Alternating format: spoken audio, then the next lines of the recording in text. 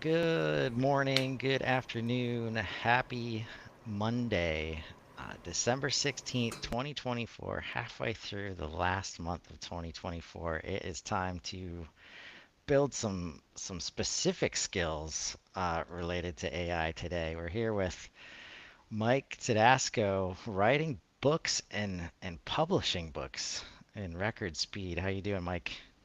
Good, Chris. I'm looking forward to teaching folks about all the good and the plenty of bad that comes with AI writing.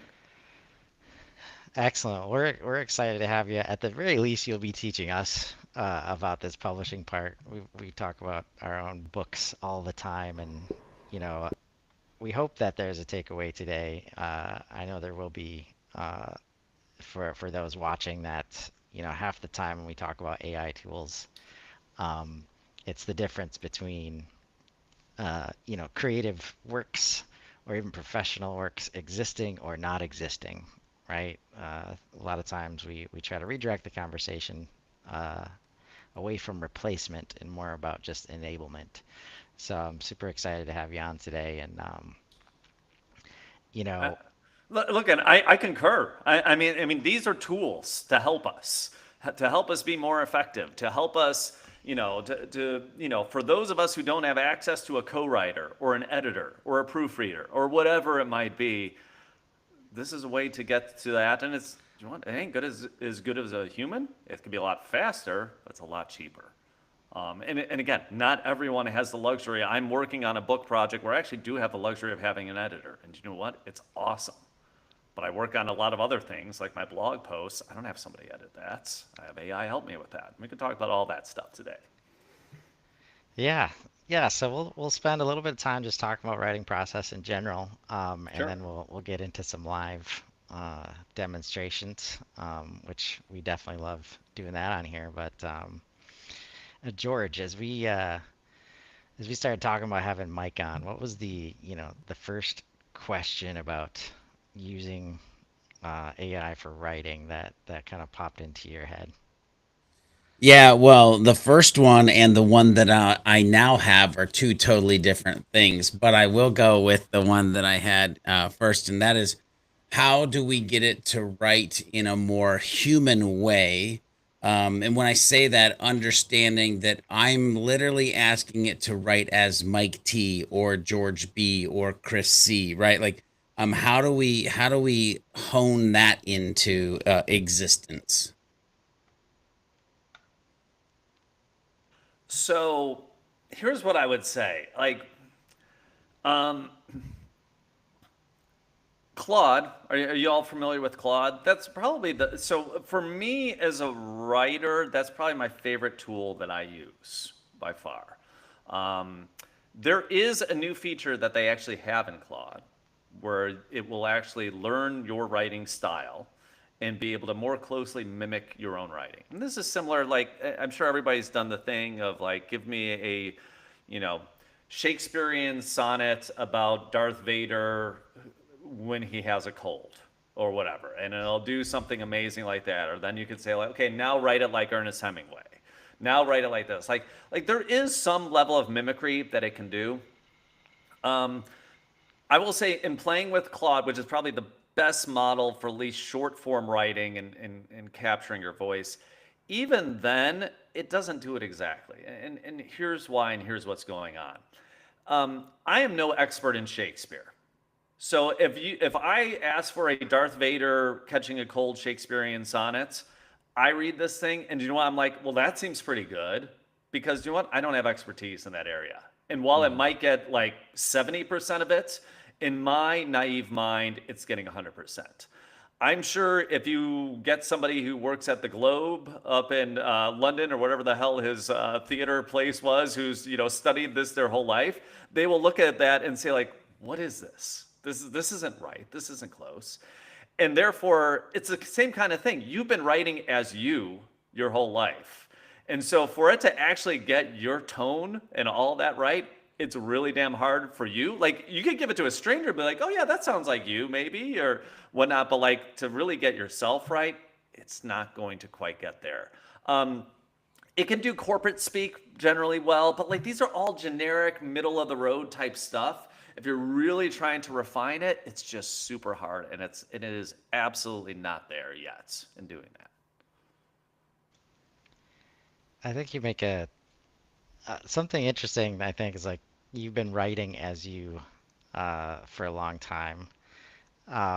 That is definitely different depending on who you're talking to, and like one of the magical things about AI, in my opinion, is maybe people who have not been writers or even done that much writing outside of maybe some business emails or things Yeah. like that, right? I'd love for you to dig into the process there. Like, how do you, like, if you've always had something like, oh, it'd be awesome to write a book or something. Like, what is even the process that you'd recommend to get started there? And we're talking about like non-AI world. Just like how do you do this in general? No, I'd say, like, With AI. I With I try to AI. live in the Okay. AI world now because I think Yeah, we'll that's live in where, the AI world. yeah. We're in the AI world already. Why not live in it in this question too? Um, Look, here's the first thing I would say to you is the AI is not going to do the work for you. Like that is it. Like writing a book, I think Tim Ferriss has a great quote about like when you should write a book. You should only write a book, and I'm going to paraphrase here, when it is more painful for you not to write a book than it is for you to write it. Like you need like writing a book is hard. It takes a long time. And again, like just writing it isn't hard. The hardest part is the rewriting.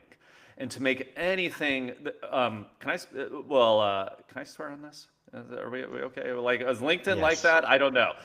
So I'm going to quote Hemingway now. So Hemingway's famous quote about writing, one of his famous quotes is, "All first drafts are shit."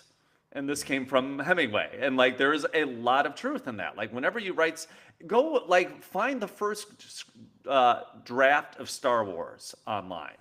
Like, and like you will read it and like, what is this guy? Like it's like, whoa, it's all over the place. Well, like Lucas rewrote that thing, I don't know, 20, 30, 40 times, got other opinions, other insights, all this. Like, that is what actually happens in writing. So the first thing is like, make sure you want to do this. Um, then if you do and you're like, yeah, yeah, Mike, I'm up for it. It's like I'm willing to do the work and all that. Um, Look, what I would say is you just take this thing one step at a time. There are people who are, will outline everything up front, and they'll have, let's say it's a fiction piece, they will know the twists and all that, and they'll just work on an outline for weeks or months or whatnot, and then do that. There are other people who are just kind of like, okay, I'm just going to start the story, and I'm going to see where this story takes me. And then there's nonfiction, all these other things in between. The one thing I would say that doesn't change. That's how people have been writing books for hundreds of years now. The way that AI makes things different is it could actually help do many different tasks for you. It can help you project manage this thing to keep you on task. So, you say, hey, I want to craft a 200-word book by the end of 2025. Realistically, what's the schedule for that? Like, what's that going to actually look like? Take me back step by step, month by month, and eventually you can even ask the AI to do week by week. It's going to make a project plan for you. You can then just start following that project plan. And like one of the things that AI actually does do pretty well is giving you feedback on this. You have to prompt it in the right way, but all the time I write a lot of uh, blog posts about AI stuff. Constantly, I will write the whole first thing myself, but then I will feed it into Claude, I will feed it into ChatGPT, and I will say, give me feedback on this. I will have it fact check me. I will have it do all of those things. I would rather have a human editor do that, but I don't have the money or the time to do this on my free newsletter. So like AI is wonderful for that. So like those are a couple ways, and I could get into way more detail, but like throughout the process, like again, once you commit to doing that, the AI is going to help you throughout. You're still going to have to do the hard work of writing yourself. So what I hear is feedback on what you've written, and I hear maybe research to make sure that the stuff that you're saying potentially lines up somewhere. Hmm. I do actually want to step out of AI for a second because I'd like to know what the building blocks are when we say, okay, I've got this pain point. I need to give birth to this book. What are the steps to get to the point to where you even feel like as a human, now I've got this idea, I've got this structure, I'll start to write. Like, give us those like steps or that flow so I can kind of think about that in an AI assisted world. Yeah, I mean, look, so all these things start with ideas. I have an Evernote file that I've been keeping for, I don't know, 15 years, and I probably have 100, 200 book ideas in there that I've just been keeping. And I'll sometimes look back over them and frankly just see what inspires me. Because again, this is a time commitment that you're doing. What I would say is like, if you, so everybody out there, no matter what, you should have idea lists. Like ideas are such a precious commodity, especially when they're your own ideas. You should be keeping them. It could be in a notepad file, wherever. Keep your ideas for businesses, for books, for whatever it is, because you never know when you're going to be inspired for whatever it might be. Say you have that. Say you start on the process. Again, there's no right or wrong way to do it. But what I would say is you just got to know you're going to have to just do it one part at a time. And you are going to hit a wall probably in the first week where you're like, what the heck am I doing? I think for most people, it's better to set a schedule. So say you already work full time, you're going to be writing this book, you got kids, you got all this other stuff. You know what? The schedule might actually have to be, you get up at 5 instead of 6 every morning, and you get 45 minutes of writing in there. Just, to do it ahead of time, to just do it, and you just try and churn out 1,000 words. The one thing I would say is do not worry about quality. There's a concept, Safi Bacall, great writer. He's only written, I believe, one book. It was called, my God, it's totally escaping me. I actually interviewed him back when I was at PayPal for his book. It will come to me in a second because it's something I do recommend. He in the book, he actually talks about the process that he went through a lot. And, there is the kind of the writer's brain and the editor's brain. Don't let those two things, like when you're writing, just write. It doesn't matter how bad it is. It doesn't matter how crappy it is. You will edit this stuff later. You just got to just barf all those ideas that you have in your brain down on a piece of paper, on a computer, and you just start churning through it again and again and again and just go through the reps. And again, after doing this for about a week, you're going to hit a point at some point where you're like, oh God, this is painful. This is awful. I don't know if I want to continue doing it. And frankly, that is the point where you do then need to decide, okay, maybe I just take a couple days off. Maybe I can push through it, maybe whatever. There are so many 5,000, 10,000 out of 100,000 word manuscripts that exist out there where people started, they were ambitious, and it didn't work. And you know what? Sometimes that's fine. It's okay to just say you're going to abandon things sometime. And like, you need to make that call because maybe, you know what, as you're getting into it, maybe it wasn't as good of an idea.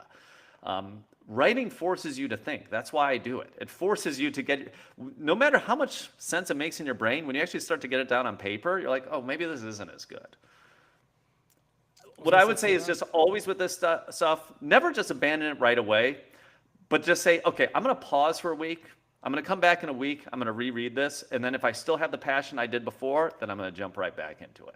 And that's the one piece of recommendation I give to folks. I was going to say, you had mentioned that you get to a point where you sort of like hit a wall after you begin the process. Do you notice that being a general thing? Is it like, oh, okay, generally after I get my outline done, that was so painful? Or is it like, you've gotten a few chapters done and now you're just trying to like power your way through the rest of it? And so I don't know how you got super soft there, Nico. Oh, I'm so sorry. My apologies for that. I think you were saying, like just how do you push forward, like with all the other chapters and things like that? Am I getting it right, or did I miss something? Yeah. There? So like, I think you were saying, is this better? Okay. So I think you were saying that you get to a point at which you sort of hit a wall when you right out of the starting gate, and I was wondering, is that a definable moment? And if so, what is one of your ways, or what are a couple of your ways of getting around that? Because my thoughts towards this and hitting walls is, okay, but the tool is also sort of your salvation in that you can use it for ideation to sort of help you bridge that gap or get through that. Okay, I totally got that. Thank you. And I think the levels are better now. It just wasn't coming up to me. So Nico, your question is just about like hitting a wall. And this was something I was going through very recently. So actually, long story short, I'm actually getting an MFA. I'm a weird tech guy who's actually getting an MFA in writing, if I didn't explain that in the beginning already. And one of the last classes I'm taking in my degree is actually a humor writing class. Super fun, exciting, like really, really enjoyable to do that. And one of the things that I found, so this is all short form stuff, like 500 to 700 word pieces I've been writing over the last few months and, and getting published now. One of the things that I found out with like hitting that wall, and this is in a much more condensed time frame than the books that we're talking about, but I think it's still applicable. What I'll generally do is like I have, hundreds of headlines for what might be funny articles, and I'll find something that like piques my interest, and then I will just start writing. And I call this the collective soul problem because because whenever I can, I reference 1990s grunge metal bands and stuff like that whenever I can. So folks who are, who are younger than me, there's this band in the 90s that was popular for a couple of years called Collective Soul. It was a very poppy rock band. One of the things that they basically did as a band, they would start playing a song, they would all bring in ideas, they would literally start playing it, and after 15 minutes, it wasn't clicking, they were done with it. Like that, like they were just done. They would just like, okay, we're never playing that. Like that is not going to be one of our actual songs. And with at least short form writing, I found, like with humor stuff, that works really damn well. So I basically just give myself like 15 minutes and I just write for those 15 minutes. At the end of the 15 minutes, if I'm like, oh God, this is not funny at all, I don't know where this is going or whatever, then I'm like, okay, this is just going in the trash bin. I just moving that to the side. If there's still something to it, I'm like, oh, I'm actually kind of cracking myself up here or whatever it might be. Like, it's the same kind of thing. So that's the short form version of your question, Nico. I think the longer form version of that is probably about a week or so seems right. Like, 5 days spending an hour a day, so 5 hours or so. It's probably about the right time where you could at least give yourself a decent sense of like, okay, because if you only spend an hour or something like that, you didn't really push through it enough. So, Right. so at least in my somewhat uninformed opinion, I would say about 5 hours is that equivalent amount of time for a full-fledged book that I would then take and just use that to kind of reevaluate. Very cool. Do you like where do you see things? Like printing press obviously changed the way in which everybody is able to consume knowledge, right? And so now we have this tool where rather than consumption, it's more production, right? So like everybody is able to produce now. If they had like you say, like a book idea, it's been rattling around in their brain for years, all of a sudden, at least from my view, I feel like next year we're just going to see like millions and millions of books, just audio books and all sorts of stuff just thrown out there. Do you feel that that's going to be the case, or do you think that it's more of a helpful tool for people who are already into writing? Yeah. Look, I would bring the analogy to like photography, to be completely honest. Let's go back 140 some odd years. You got like Matthew Grady in like New York, basically taking photographs of like the president and like, there's like 10 people in the country who know how to use this new and emerging technology. Like there's almost nothing there, and things evolve and becomes cheaper and cheaper and more effective. And now we're at a point where, yes, everybody in the world has a camera on them at all times. Are there more, and actually, I don't know the numbers. Are there more artists doing photography than before? Like, has that world diminished and so forth? I don't know. I mean, I don't know if it's taken away from that. There are plenty of gallery pieces focused on photography and different art styles and all that, and it doesn't diminish it because you have 4 billion people around the globe who have a camera in their pockets and on their person at all times. And I think that's what we're going to see with like writing. Um, Look, again, taking it far enough back, most people were not literate to be able to write. Most people did not have books. Then, as you talked about the printing press and all that, and then like, okay, maybe the town just has a Bible. Now it has a few other books and so forth. And then you're getting into pamphlets and all this stuff to today, where I'm sure the amount of content that is published on the internet in a given day would probably be more than you could possibly read in your lifetime. And on Amazon, there are millions and millions of books. It's not possible for any human to read all of that. So I think curation does come into play here, and I think that is more of what you're going to be able to see. The tools are there for anybody to do this. Just like again, to use the same device, like you can create movies. There are directors, Hollywood directors, that use iPhones to make movies. I don't see as many people really running out there and doing that, because it's still work, it's still vision, it's still all of these things to do that. Love that. Love AI that. still sucks at making something from scratch. We can get into that. It is just not good. For folks like watching this since 2022, I have been producing AI written books under the pen name Alex Irons and publishing them on Amazon. It's actually super easy to publish stuff on Amazon, and this is what Nico is getting to with this. So I have 14 books on Amazon today under this pen name, and I will tell you honestly that none of them are good. They're not really worth my time in reading them. And I'm doing my best. I'm not trying to make a bad book here, but I'm also just trying to let the AI go. The AI can help you.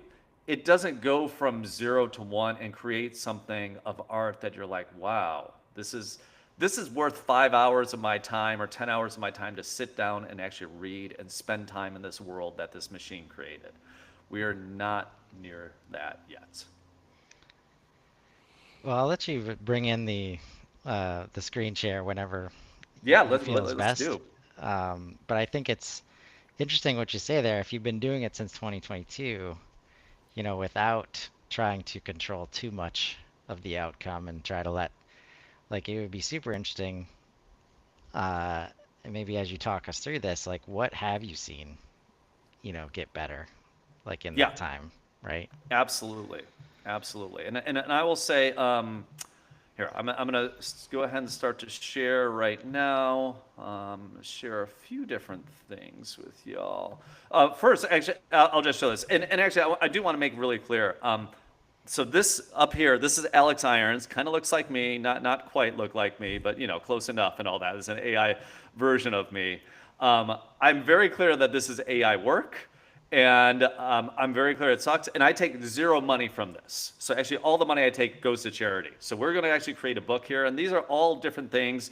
The mediocre Gatsby instead of the Great Gatsby was one that I had on there. So often I will have like topics that I'll bring in there, but then let AI run with it. And we could see this. This was the only one, the autobiography of George Santos. That was one where I kind of co-wrote with AI. It's fair, but still not something that I would really spend any time with.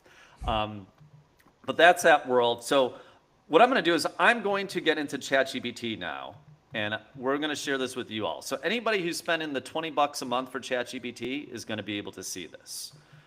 And George, Chris, Nico, I'm going to just be prompting you all here Okay. for ideas and concepts here. Like, Got it. we can work with that. You guys will shout stuff out at me as I'm Sounds doing good. this. Okay. All right. So for anybody watching, we're just going to simulcast. This is literally how I would do it. So I'm using the ChatGPT o1 model, which I've never actually used before. Never used for writing a book. I've used it for many other things. I haven't actually done a full quote-unquote book as part of this. And here's what my prompt is going to be. So apologies as I'm typing and writing out loud, and then in a second I'm going to ask you gentlemen for thoughts and feedback. So, writing a book. And as he puts this prompt together, like, definitely, if people are looking to explore these tools more, like, don't discount the fact that we're using O1 for the first time. as opposed to 4.0, or, Mike mentioned Claude earlier. Like, half of the interesting battle slash challenge is understanding which models do what and how and when to use them. And, this is where we talk about on the show all the time. Like, George is able to create lots of great content because he's done the work to use different tools as like a composer of sorts, right? Understanding all these different instruments to put this cool stuff together. It's not just trying to ram everything you want through one model because that's the only one you're used to using. That's right. Yeah, and in all the books that Alex Irons has written, I've used different models. Like I've used Bard. I've used like every time there, like it was almost always an excuse for me to use a new model and understand it by doing this. So you will see like what are the different, the good and the bad of it. Let's get this thing running though. So this is a super simple prompt, super simple. And again, intentionally, I'm not just saying write a book step one, because actually that ain't gonna work. Like even with the most advanced model that OpenAI has, it's not going to be able to just one shot write a book for you. So I'm actually starting with an outline, as many authors would actually do. But like let's give it a topic here. What do you guys want this book to be about? It could be about truly anything. Let's make it about street racing. Street racing. Yeah. We're gonna do a Dominic Toretto spinoff. Wow, here we go. So Okay, so instead of the Fast and Furious, we're gonna do the Slow and Something, but we'll have AI help us with that. So inner city street racing. Street racing in nursing homes or something, or I mean, it could be like when Dominic Toretto is 90 years old. So like, yeah, let's do it. Retire. Yeah, retired street racers. AARP street racing. I mean, we're gonna have fun if we're gonna do this. absolutely. AARP NRH, something like that. Yeah, and so the one thing I do want to point, and so I'm gonna hit return here, and we're just gonna see what it starts to think and come up with. So it's gonna think for a while, and we'll see this whole progress as it's doing that. The one thing I do want to pull out is like already though we are using some human creativity on top of this. So like we're riffing, we're already cheating the model a little bit by saying let's give it actually something that, hey, I would watch that movie. A bunch of like 80-year-old street, like that would be pretty damn awesome. So I think there's something here. So the Rust and Rubber, the Revolution of Senior Street Racers by Alex Irons. And then it's giving me a chapter outline of all of this. And so you could see it is given 13 chapters, blah, blah, blah, and an endnote and an outline. So it has done a pretty decent job of this. Now, Mike, when you're doing this, do you usually circle back around and ask it like, "Hey, can you give me 5 more title ideas so that you can pick one that really like resonates with you?" If I was doing this for myself, I would say give me 50. Yes. So to answer your question, yes. Typically with this, I just let the AI choose whatever it deems to be best with that.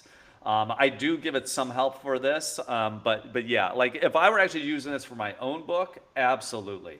All the time, when I'm writing in general, I will often put up little brackets around things that either I don't like in my writing, or I'm not sure if that's factually correct, or I have no idea what to say here. And then one of the things I will often do is run it through Claude, run it through ChatGPT, and say, hey, give me some feedback. Give me 5 options for the 4 places in this piece where you see brackets. And then, I will do that all the time. But I'm constantly asking for multiple options and then letting you choose the best one. That is the best way to do it. But anybody who's seeing this, you can see you got Walter Wheels Mendoza, street racer in the 70s, blah, blah, blah. Great. So now I'm going to do 2 more things. I'm going to do one more thing here, and then we're actually going to have it start writing. So I'm like, I'm going to first say, because this is something that can really skew, I'm going to say define the writing style and method to create the piece, and give me a list of the main characters with story arcs for each. And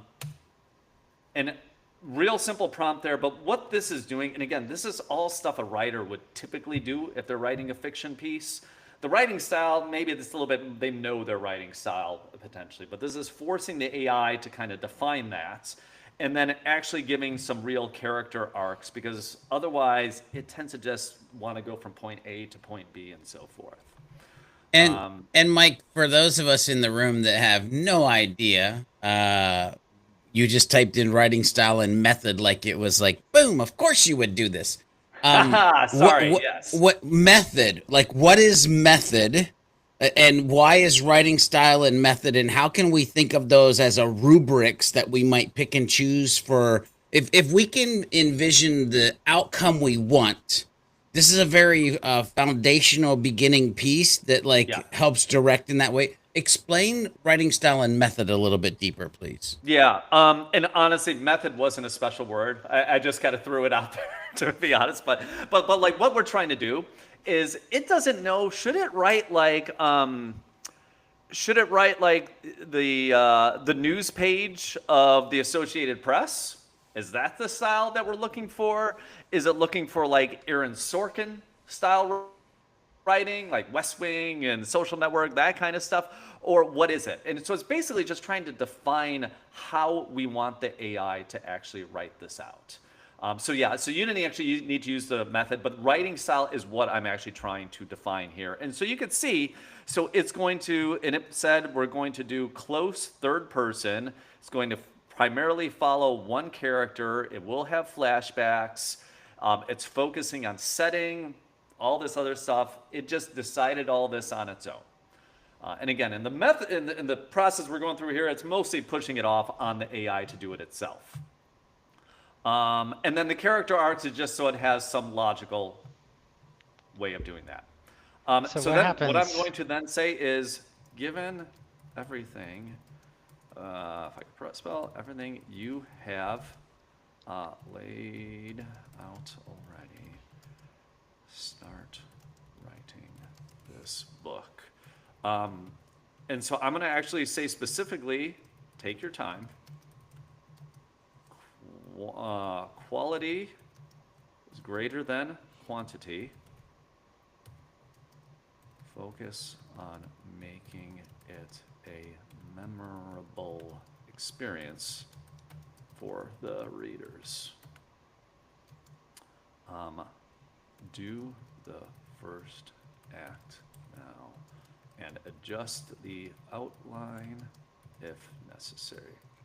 So now, all of this that I had written here was basically to tell it, write this book, take it slow, make it interesting, do what you said, but also don't fear from straying from the outline if it's better to do it later.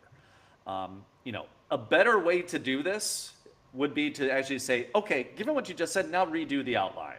Okay, now redo the characters. It is the whole process of writing and rewriting that humans go through. The more you do of that, the better it's actually going to be. But we're just going to kind of do this in sort of one shots. So while you're doing that, Mike, when you hit that arrow, I do have a question because words matter. And I would have thought you would use the word chapter, but you use the word act. Is it matter? Is that just... Talk to me about act versus chapter when you're doing this prompting. Yeah, so typical story is going to be 3 acts. It's just like how if anybody has ever done Joseph Conrad and, The Man with 1,000 Faces and all this, like the typical Western fiction story is going to be something that is done in 3 acts. So even though they did 12 chapters, a better way would have been actually to say, hey, let's do it chapter by chapter. I'm just moving along a little bit faster here. Instead of doing the prompt 12 times, because I think it gave us 12 chapters initially, I'm actually saying, okay, take the first 3 or 4 chapters, whatever you define as the first act, and go with that. So yes, the more times you do this, the more outputs you give it, the better the quality is going to be. So a long time since the finish line, it started to write chapter 1.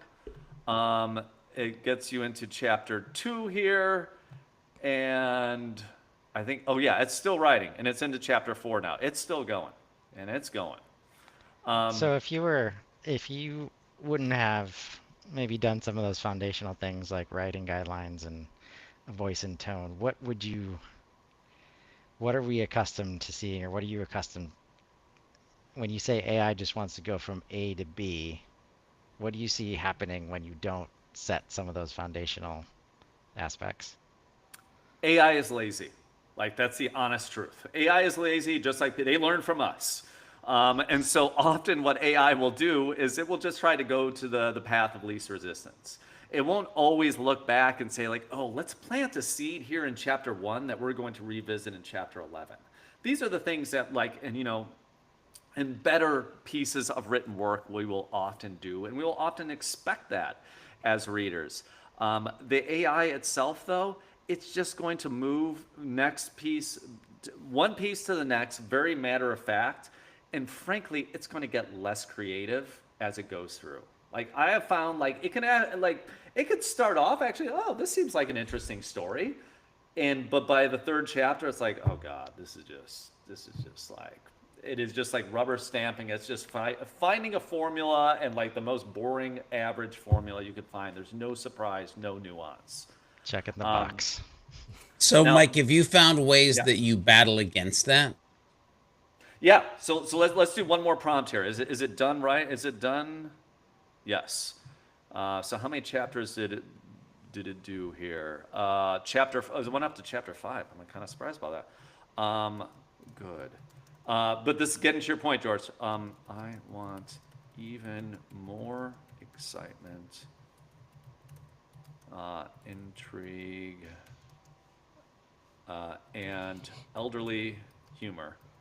So obviously Right. this is because we're writing a fictional book, but Mike, do you think this would work too if this was like words like education for the reader, like go from 101 to 102, like things like that? You know what I'm asking there? Yeah, yeah. So if you were writing a nonfiction book for something like this, I would, yeah, I mean, I think the more colorful you are in your language, the more colorful the AI is going to be in turn.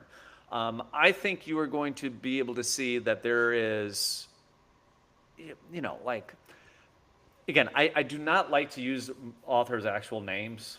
Like, but I've just been reading the latest or listening to the latest Malcolm Gladwell book. But like, think about his style. I mean, very vivid descriptions, a lot of detail in it. I mean, he was working for the New Yorker. He has like just these vivid stories that he tells, and so like to say, hey, I want you to explain how deodorant works in this chapter of this book. And I want you to give just a vivid story about the origins of the creation of deodorant and what is the most amusing factual tale. Now, the more that you push it in nonfiction, I will say, the more likely it is going to just completely make stuff up. So like that is the one. So I have not done any nonfiction books this way. In part because I don't want to like just put junk in the world that is completely made up that I don't want to fact check myself. Fiction, you don't have to worry about that. But in nonfiction, yeah, you got to watch out for that much more. But it's not to say you can't do it there. So I'm going to switch. So for folks watching this, again, what I'm going to do is I will do this. I'm going to copy and paste, and I think within 24 hours, this will be live on Amazon. So we will do that. But I actually want to show you all how to make the cover. Is that worthwhile to do that? Like we can Yes. do Oh that real yeah, quick. yeah, Yeah. Okay. absolutely. And Okay. and while you're doing the cover, I do want to. Hopefully, we have time to swing back around too, Yeah. because I'd love Love to to hear it. know, like, getting past. Like, I heard, and I could be totally wrong, that Amazon is getting to the point where they're like blocking AI content. Is there a way that you get around it being flagged for AI content versus human content? So it's funny when I started doing this, they didn't care at all. But like like since then, for anything that you actually upload into Amazon, you do have to say if there's AI content or not. And so I do, and I say it's 100% AI written. I guarantee that downgrades it in the algorithm for sure. It does. I Gotcha. mean, there's um, so look, there are AI. There's Grammarly has a free AI detection software that seems decent out there that people can use. I've used it on content I know is AI written and I know is human written, and it seems to be directionally correct. I'm sure Amazon's using something like that on their side to actually detect it. So if you are doing an AI book and it's not actually, and you're saying it's not AI written, I think they will detect it and they'll probably punish you more. Is probably the honest answer to that. So here, let's do a quick book cover for you all. So let me just share one more time, and I'm going to use two tools here. I'm going to use both Grok's image generation tool, and I will actually use the image generation tool called Midjourney, which is located in Discord. So let me just share again. Can I share more than one tab of my browser here? Let's see. I'm just gonna do the whole damn window. We'll just do that. Well, let me do that. Come on. Yeah, there it And is. what I love doing in cases like this, when you already have like a bank of content to work from, even if that place can't make the image for you, like Claude can't make images, I'm usually asking it to create the prompts about the thing that we've been talking about so that I can go make an image with it, very quickly in the other tools. Absolutely, yes. And so I could ask ChatGPT right now, and I could actually say, "Hey, give me something that would blah blah blah blah." I could absolutely do that, and probably give me a better prompt. But I'm just going to use this right now, just so folks can see it. So in the bottom there, you can see what I'm writing. Hopefully, so I'm saying book cover for Rust and Rubber, and I shortened it because it's not going to be able to get all the words right if I give it too long of a title, and we'll get to that in just a second. Rust and Rubber, a book about elderly street racing. Okay, I'm just going to make it real simple. Oh, and actually, one thing I'm going to do, you could do this with Midjourney. I'm going to change the aspect ratio. So 9:16, I think, is the standard aspect ratio for books usually. And let's just let that run. And I'm going to put the same prompt into Grok. Oh, no, I didn't copy it. Hold on a second. I can't do the aspect ratio in there, but there's other magic we can do. Let's see what it does. Okay, so we got both of these things running. We'll see which one comes through first.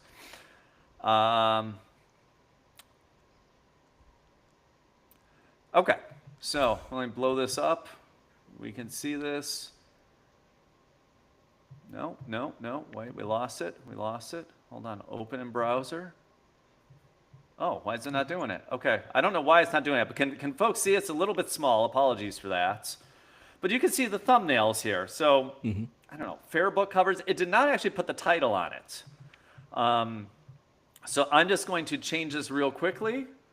And you can also use Canva or something like that. I've done that as well, especially in the days before it was able to generate words. If you blow up that second one, I think it put it in the signage. Oh, yeah. So, yeah, actually, what does that actually say on the signage? Why will it not let this thing get bigger for me? Oh, here we go. Now it's loading. I kind of figured it hadn't fully rendered yet. Oh, yeah. There it is. Yeah, you're right. Actually, you're absolutely right. If I zoom in here, it does say cool. Rust and Rubber. It says Rust and Rubber here on this one. That's easily fixable, though.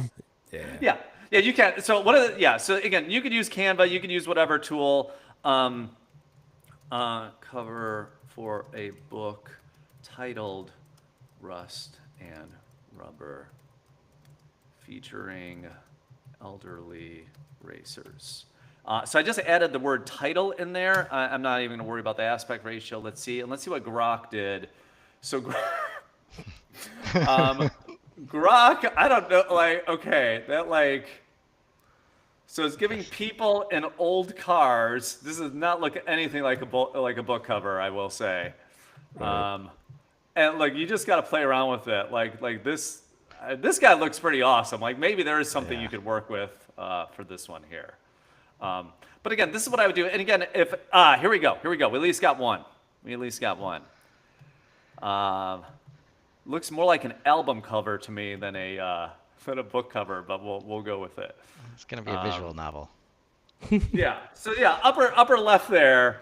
Yeah. That's something, and you can play with styles and things like that. As part of it, but yeah, and that's how I would then do that book cover.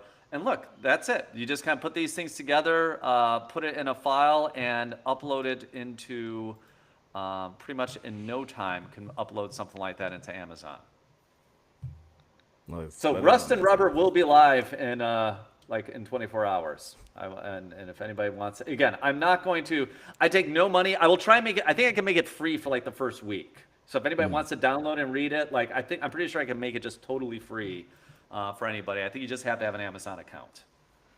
There we go.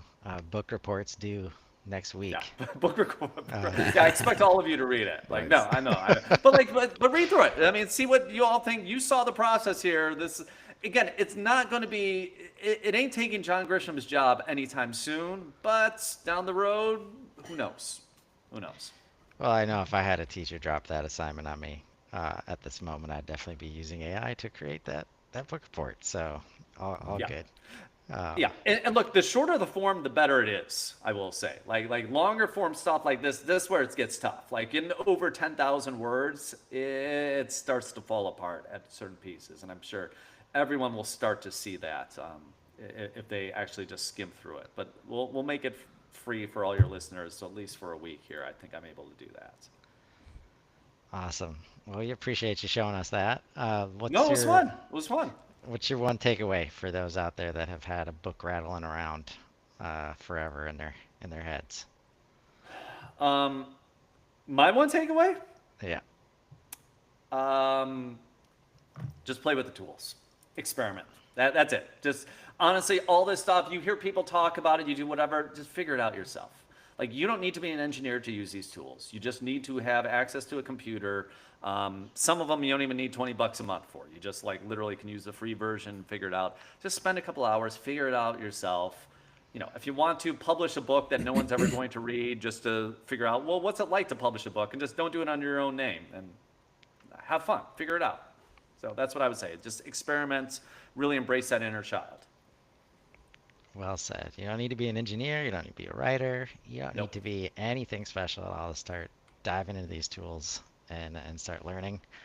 Um, aside from checking out Amazon tomorrow to find this book, if people want to follow along with what you're doing and what you're up to, where should they go? Absolutely. Probably LinkedIn or Medium are the best places. I write on both platforms, same stuff. So follow whatever's more convenient. Just look for the last name, Todasco. And I have a newsletter. It's totally free. It's just me musing about AI stuff. So, follow me there, and hopefully there might be some insights you'll be able to take into your work or personal life from the stuff I write about. Awesome. Well, we appreciate you coming on. Look forward to catching the book later this week. Yeah. And we hope everybody has an awesome week out there. Have a good one. Thanks, everybody. Bye, everyone. Thanks, guys.